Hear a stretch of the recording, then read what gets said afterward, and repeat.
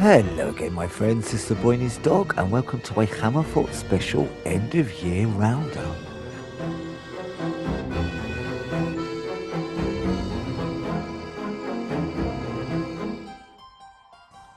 We got 10 releases this year, and look at them. Bunch of beautiful buggers, aren't they? And 10 is a nice round number to rank, isn't it? So that's exactly what we're going to do today.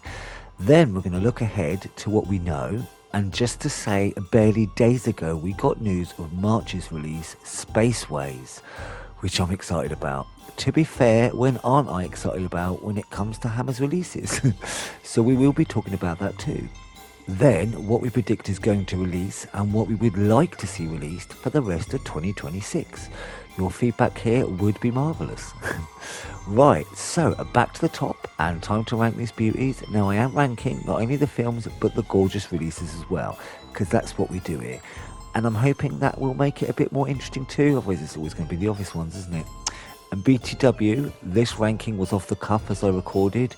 I didn't plan ahead beforehand, so let's get cracking.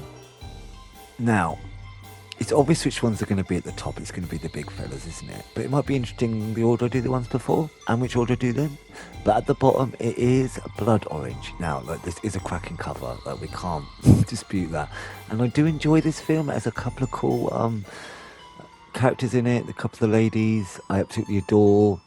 The main guy is a bit sexist and a bit annoying, but he's all right. You know, it's pretty one of the mill for their earlier stuff, and this is sort of towards the end of that earlier stuff. Like Whisper Smith came before this. The Four-Sided Triangle came before this. Men in Black definitely came before that. Was of this range. Men in Black is the earliest. So that is my 10th position. Now 9th. I think it is going to have to be Four-Sided Triangle. Now, this is really cool. This is like early Frankenstein in a sense, except for they're cloning. So they start off cloning small things, inanimate objects, but then they end up cloning. So there's a woman he loves, but she loves the other guy. So he somehow gets round there to clone her. I know, because that's going to end well, isn't it? And it's actually really interesting. It's more interesting like in a character study kind of way. They do make some dodgy decisions, the people within it, but it's interesting. The acting's good throughout. James Hayter is blinding. Barbara Payton is blinding. It's worth watching for that. The ending slightly annoys me. If they cut earlier and didn't say who it was, it would have been even better. I don't want to ruin it, but yeah, I do enjoy it. Now, next is Shatter. So this is what, number 8. Again, I really like this film. It's really enjoyable. It's kung fu. It's a cool cover. Peter Cushing has like a couple of scenes in it, and he's marvelous. He does the point. You do know about the Peter point, yeah? He doesn't point at people. Points upwards. I think I've actually got it in the end trailer bit, so it will come up. It will point up, and he likes playing with props. 2 things to always look for. Now, this is very late in the day. Shatter. It came out alongside 7 Golden Vampires. When they did a partnership for a couple of films. I do like it, but like, again, oh my god, that topic always makes me laugh. Isn't shatterproof, but cross him and I'll put you in a box. Don't know what they were thinking there, but yeah, it's all right. Right, oh god, number 7 from what's left. Oh, I think it's gonna have to be Men of Sherwood Forest. Again, I really like this. Is the first ever colour film they did.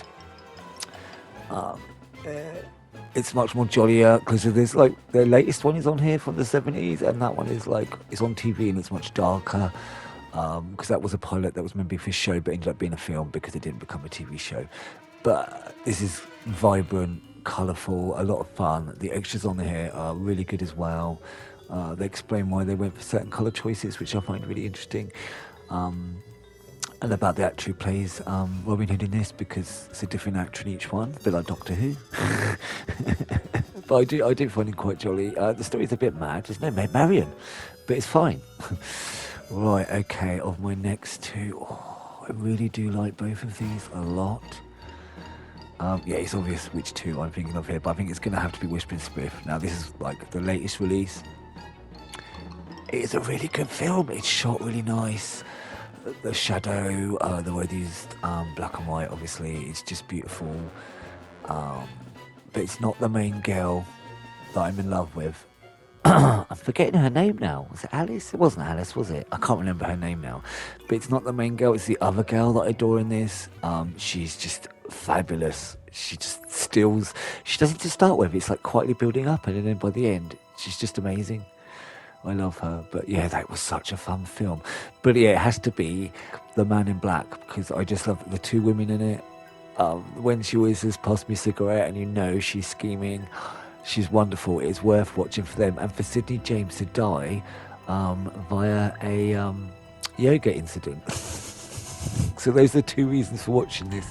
This is the earliest in the range, as in time. But you've got to realise that the early Hammer women were queens. They were brilliant. They were much stronger characters. They had more agency. Later on, they just kind of became boobs, you know. That's right. We're down to the last four. And it has to be Captain Crow's. Now, I think if I had the big collection, the box, which I was too late for, that would probably be a bit higher. I don't know, actually. But this is such a good film. But the box set is excellent. Like, the comic is chunky as hell. And I really want the book. It's just too expensive to get now. Otherwise, I would really get it. I really want it. But yeah, this is a great film. You should just get them all, and you can get this very cheap, and you get just a Blu-ray version of this as well if you want, which is quite nice. A lot of these bigger ones you can get in Blu-ray and HD, Blu-ray and 4K separate. So now down to the last three. Now I think you're going to know what my number one is, but it's choosing out of the other two which one I'm going to go for third place because they're both bloody amazing. They've both got really good documentaries on them. They're very close. I think it's going to be Quatermass 2. Now this is actually more psychological. It's more like 1984. Yeah. It's not about big. I mean, there is a big blobby monsters in it, but it's more like 1984, as in the paranoia and all that lot. It's got some great moments in it. Quatermass himself isn't so much of a dick in this film because he is in the first one. You've got the surviving episodes of the old TV series on here from the BBC. Some fucking excellent blinding extras, really good commentaries. I mean, look at that box art. It's fucking delicious, isn't it? So, obviously, in second place is going to be the Quatermass Experiment. Because I have to have the other one at number one.